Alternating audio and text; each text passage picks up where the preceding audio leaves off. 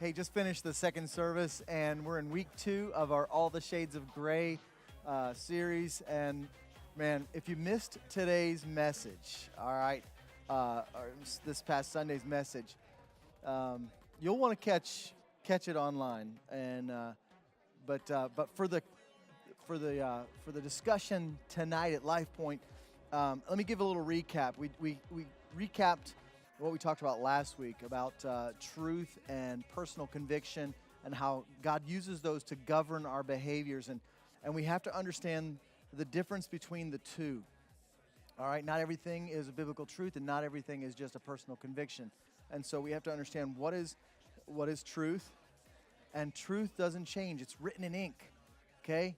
It doesn't change with the way we're living, but we have to change. And personal conviction, that's what's written in pencil. Those things will change in our life. And so we recapped that and talked about that a bit. But then, and then we talked about how truth, it demands change. You know, it means we've got to change. As we come to the truth, we have decision to make whether we embrace the truth, whether we reject the truth, or whether we try to reduce it to a personal conviction. Those are our choices, all right? And so we talked about how, I shared about how I grew up in the 70s and 80s, and I'm sure that you're young enough to know that, we've grown up in the sexual revolution, and we talked about that, and we talked about how,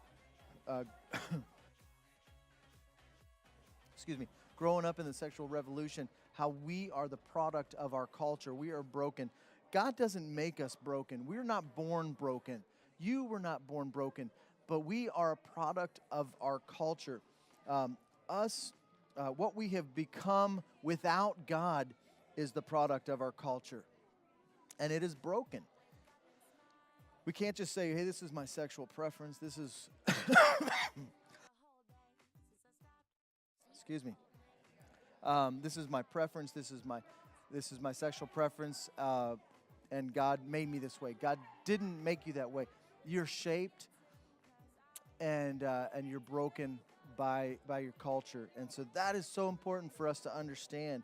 And it depends on what you've been exposed to or experienced to the degree of brokenness in your life. I was broken when I came to Christ, broken sexually, and when I embraced the truth, God started to bring healing. He's still healing me. He's still working in my life. I'm not perfect, but we're all a product of our culture. And the thing is, we have to come to the truth and embrace the truth. We've talked about several verses of Scripture. You might want to look them up. I won't read them right now. Excuse me, right now. But look them up and read them. Hebrews 13:4, very important verse.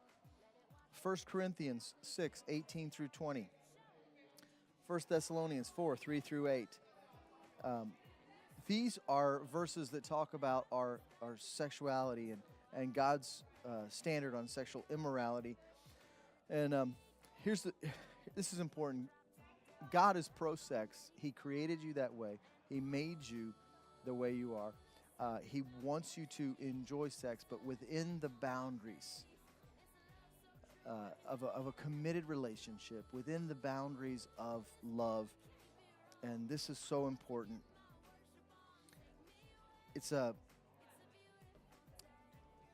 He wants to protect us. And we talked about that. We talked about how he wants to protect us physically, emotionally, spiritually,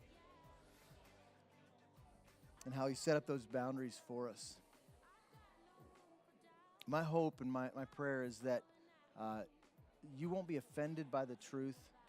You won't reject the truth, but you'll embrace the truth and allow the truth to set you free in that area of your life. Have a great discussion. I know it's going to be interesting.